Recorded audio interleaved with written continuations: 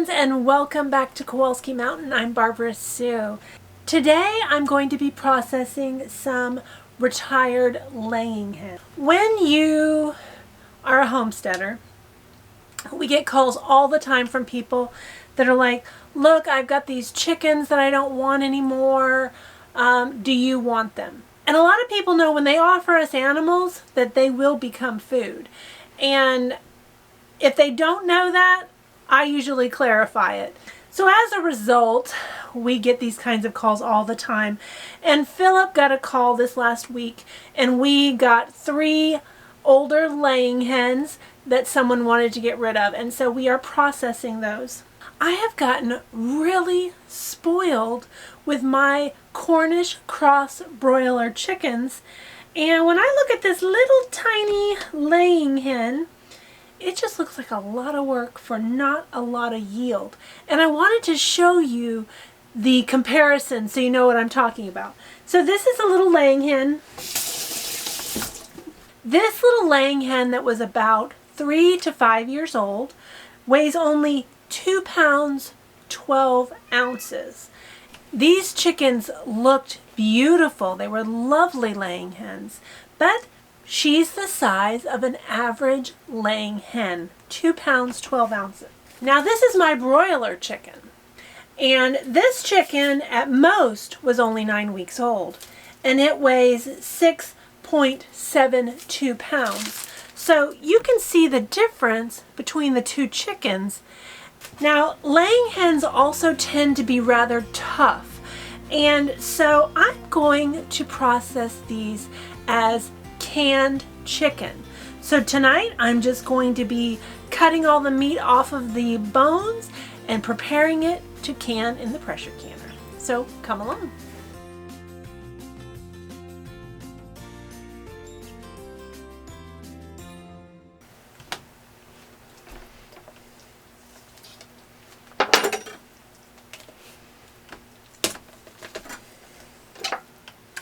Now to make this the most easy to process, we skinned the chickens rather than pluck them. So I'm not dealing with any skin. And these chickens have been on ice for about 2 days.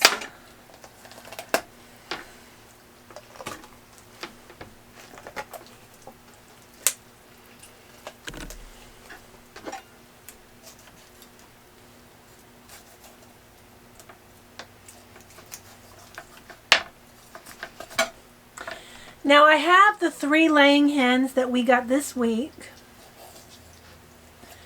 but I also have 3 roosters that I had in the freezer, and they'd been in there for a while.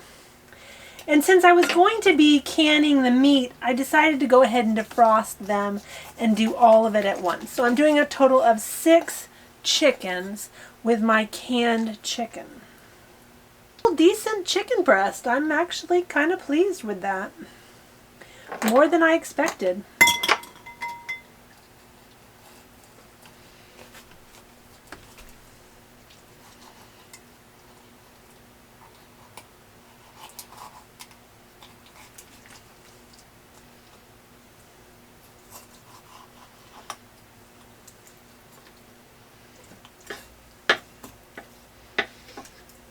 Now that the chickens are cold, it's a little bit easier to get this fat off. I pulled off as much as I could while I cleaned the chickens. Now this is a difference with the laying hens. The dark meat is actually dark, and that when you raise Cornish cross broilers, you just don't get that dark meat. Now I'm removing as much of the fat as I can, but I'm not getting crazy about it. I'm just doing the best I can. Now the hard thing about doing chicken legs is they have all these little tendons inside of them. The pressure canner will probably be really helpful for this. I haven't actually done chicken before. I've done venison. But this will be the first time trying chicken.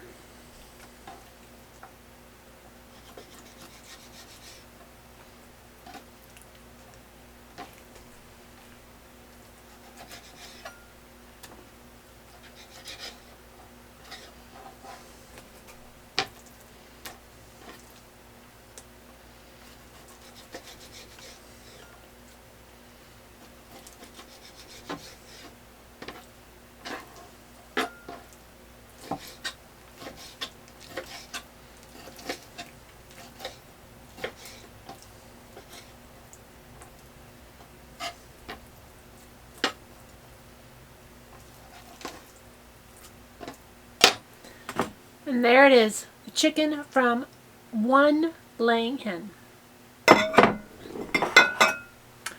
5 to go. So the roosters have not been skinned, so I'm going to need to skin them as well.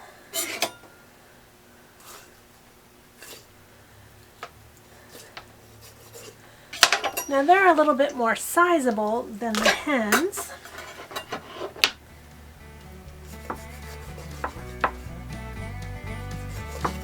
That rooster weighed a full 3 pounds before.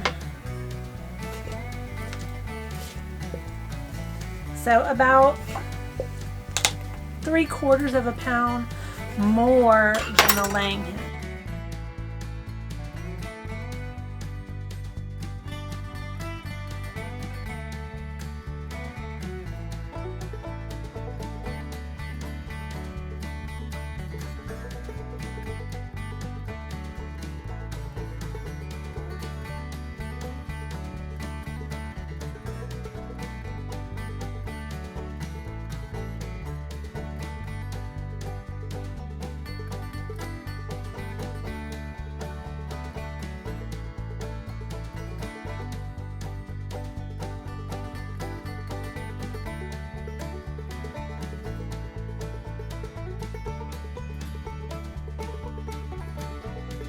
Now I finished cutting up the 6 chickens. There were 3 laying hens and 3 roosters. And out of curiosity, I wanted to weigh the chicken. So the 6 chickens weigh a total of 6.11 pounds. Now this meat is all ready, and now I'm going to can it. And it's late today, so we're going to do that tomorrow. All right, the hurricane has passed, and I can go back to finishing my canning outside because it's a lot easier for me to do that.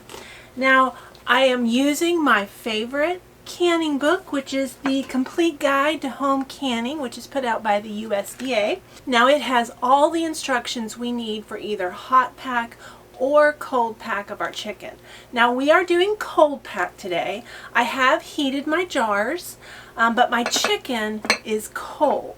So we're going to go ahead and get these jars packed. Now I felt it would be easier to pack my chicken with tongs rather than a ladle.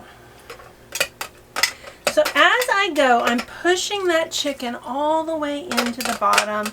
I'm trying to fill up all the empty spaces. Now it takes about a pound of chicken to fill a jar. So I'm expecting about 6 jars. Maybe 7. We'll see. Now we want to leave 1.25 inches of headspace in our chicken.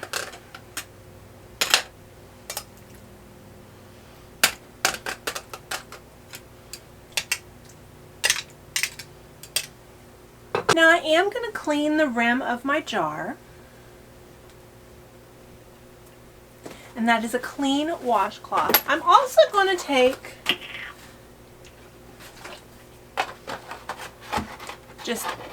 a little dab of vinegar and just make sure there's no chicken or grease on the edge of that jar that would prevent it from sealing. Now today I'm going to be using the Denali canning lids because I've got other things to do today and I want this to go quick and simple. I'm going to add 1/2 teaspoon of red mint salt to each jar. And I'm also going to do something a little bit different than the instructions. Carolyn from Homesteading Family recommends putting about 1/2 inch of water in the bottom of your jar. And that's because the chicken is going to make some of its own juices, but not usually enough to cover the chicken. Now since I'm using regular one-use canning lids, I do need to make these finger tight. I'm going to put just a little bit to start. It was hard to put that in the end, so I'm going to put a little bit in the beginning. Just a little bit. Use my canning funnel and fill up my jar, leaving just 1.25 inch of headspace. Now, if you've never canned meat before, this is a way to make ready-made food. So I've actually canned venison before, and it's fully cooked in the jars. It's shelf stable. When you're ready for it, you just open it up and dump it out and warm it up. It's fully cooked. Now, I will tell you, it doesn't always look very appetizing in the jar, but it always tastes good. I'm going to add my salt, clean my rim,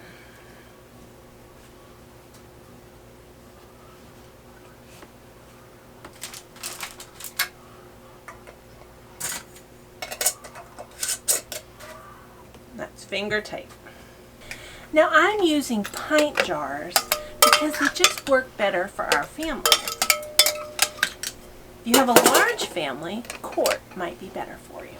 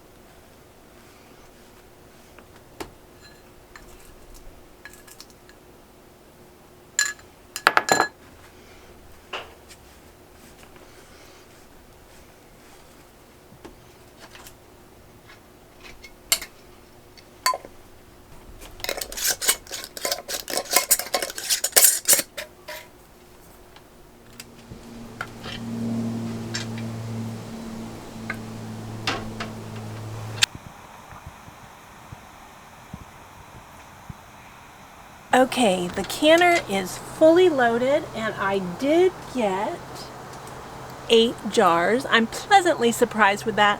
One of them was a tad low. You really should only can full jars, but it was right there. It was very close. So I'm going to go ahead and process it.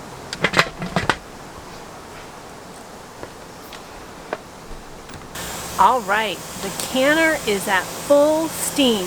So we're going to let that vent for 10 minutes, and then I'm going to add the weight. This is a dial pressure canner, and it has a dial on the front that allows me to determine the pressure inside the canner. When you're pressure canning, you need to keep the pressure stable for the entire pressure canning time. And in the case of the canned chicken, that's going to be 75 minutes. Now with a dial gauge pressure canner, you read the pressure on the top, but you have to watch it, because if it goes too high, your pressure will get too high and it overprocesses your food. If it gets too low, you have to start the timing again, and no one wants to do that. So I'm using my trick that I learned from Sarah at Living Traditions, where I bought a weighted pressure gauge regulator. This comes with 3 weights on it. By itself, it's 5 pounds. With this one, it's 10 pounds, and it has a third one that is 15 pounds. And you put it on according to the pressure that you need. Now the pressure is determined by your altitude, and I live in Florida, so we are at sea level, under 1,000 feet, so I need my pressure canner to be at 11 pounds of pressure for the entire 75 minutes. Now the nice thing about using the little weighted regulator is that it's automatically going to jiggle and let some of the steam out if the pressure starts to go too high. Now it should do a nice gentle jiggle throughout the entire time it's processing. You don't want it going crazy, jiggle, jiggle, jiggle, jiggle, because you can actually boil your pressure canner dry. So you want it to be a nice gentle jiggle that releases the pressure and keeps it even. Now we're almost done with our venting time, and as soon as our time is up, we're going to add our weighted gauge pressure regulator. Now the nice thing about using this is I don't have to watch it so closely. Now I'm still going to watch it closely, but I have a little bit more freedom that I don't have to sit right here and watch it, and that I love. All right, the time is up. We're going to go ahead and add our regulator, and the pressure is going to start increasing. Now once we get up to 10-11 pounds of pressure, then we're going to start timing the 75 minutes of processing time that we need for our chicken. The pressure canner is almost to pressure, so we should start seeing this begin to jiggle.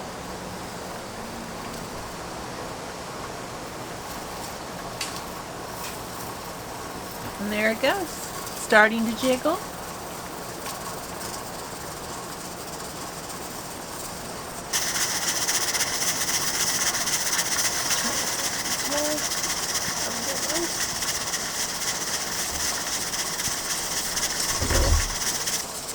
So this weighted gauge regulator is going to keep my pressure exactly where I need it, and I love that feature because I don't need to sit here and watch it like a hawk.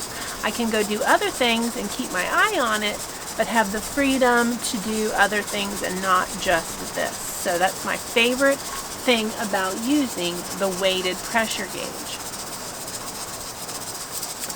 So now that this is started, we are going to set our timer for 75 minutes. Now if that were to stop jiggling, that means the pressure went too low. So I do need to watch for that. I did just turn the heat down just a little bit because it seemed like it was jiggling a little too aggressively. So if it drops, if it stops jiggling, I would need to restart my calculation.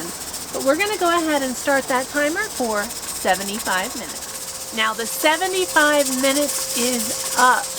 Now I did notice my pressure was getting a little high, so I did come out and turn the heat down just a little bit.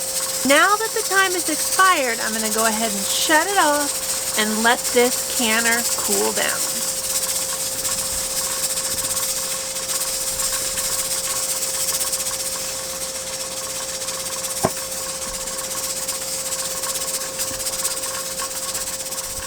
All right, the canner has come down in pressure, so it's time to open it up and check out to see how our chicken looks.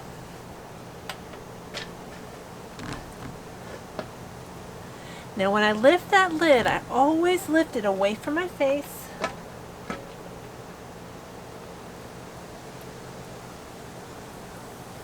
That allows all that steam not to hit me right in the face and burn me.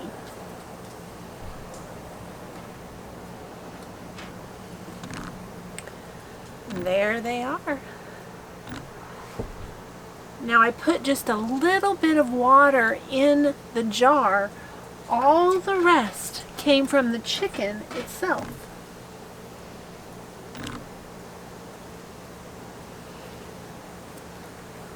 Now I'm going to let these jars cool for a full 24 hours, and tomorrow I will check the seals.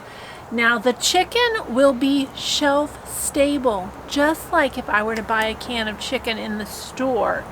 You can make chicken salad with it. Maybe you're rushed for dinner one night and need something quick. All you have to do is pop open the jar, warm it up, and you've got some dinner. You can throw some rice with it, and you have dinner in just a very short amount of time. So this is the convenience food of the homesteading world. Well friends, I hope you enjoy this video and you've learned a little bit about canning meat at home. It's really easy process, and it's a way to make shelf-stable convenience food on the homestead. If you haven't hit that subscribe button, friends, we sure appreciate it if you would. We're almost to our goal of 1,000 subscribers. We appreciate you watching. We'll see you next time.